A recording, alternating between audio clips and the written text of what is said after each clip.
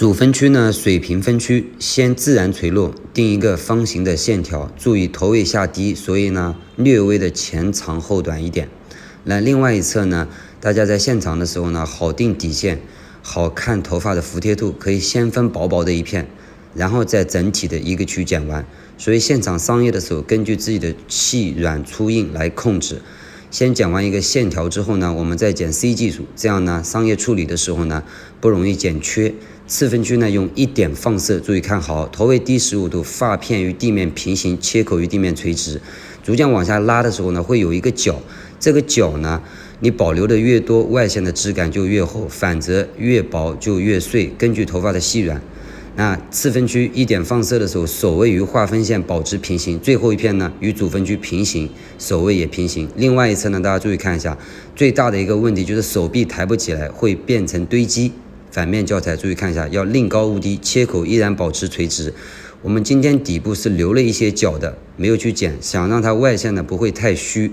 接下来呢，一样的方法，就是首位与划分线平行。那为什么剪方不分水平和垂直，分一点放射斜前呢？就是我们想要包裹头型往前的推动力更强，也就是技术上面由线条转变成 C 技术，这边指尖要抬高，外线不容易剪缺。然后再到动感区，一步到位，上窄下宽，然后我们剪一个均等去除，大家注意看一下，导线放长1公分不连接，这样可以达到实又有空间感的一个状态，也就是视觉连接，本质不连接。剪到最后一片，大家注意看一下，理论上剪到90度，但是呢宁低勿高，因为容易跳发，所以要注意一下长度，因为发际线比较容易弹上去。包括湿发的时候，接下来呢，一点放射剪这个圆形结构，跟着我们的导线去进行去走就可以了。我建议大家呢，从下往上剪更容易修剪，也就是更容易控制，然后逐渐去抬高，远离头部。其实你也可以说它是一个内部堆积，那到底是剪均等去除还是剪内部堆积？那实则技术的运用呢，是完全取决于头骨的饱满度和头发的细软程度，所以剪堆积、剪去除都可以，所以千万不要学发型。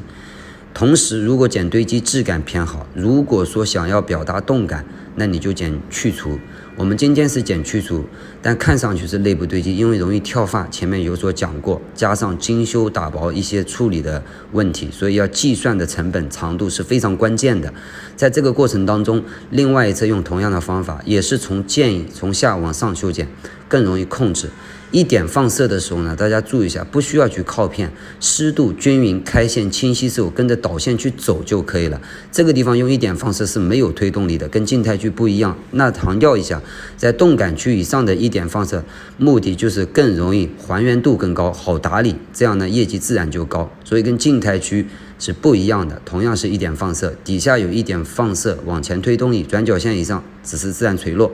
那侧区我们开到转角线，然后再接后面的头发，注意耳朵，我们所谓与划分线平行，前面略微偏长一点点，因为容易跳发，先剪一个线条，这样呢视觉外线的质感连接之后呢，我们把静态区的前后发分离出来之后，保留外线不缺的情况下，再剪 C 技术反曲线，切记这一片是矮点，很容易剪缺，注意高于水平线，保留外线。次分区斜向前剪一个三角形，这样剪完之后呢，外线不会剪缺，同时剪完去除会收紧两侧，同时还有保留向前的流向。另外一侧呢，大家要注意一下，这边首位不容易压高，很容易剪短，注意一下这个问题。同样的方法，次分区一点放射斜向前，这样呢可以拿走量感，不破坏外线，同时保留向前的流向。这样就是得到一个3个结果。那动感区前发，注意看一下，这是左右，我们剪一个方形，从底下往上梳90度，这样落位下来是一个圆形。注意一下，这边不要跟着头骨去走圆，指尖要抬高，保持与地面水平，剪方形，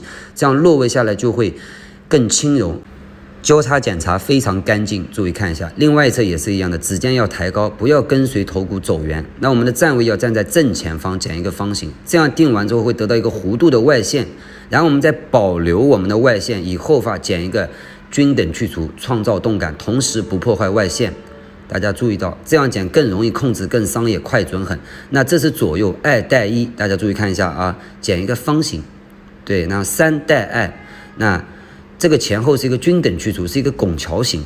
因为剪圆形会剪的减零，左右呢方形是头有点尖，注意转角线不要带到第一片，就会变成倒三角。看好啊，有转角线就是一个方形，这是左右的一个面。然后直播间所有的伙伴挑战我的控制力，那这边呢纵向剪，就是先剪一个方形。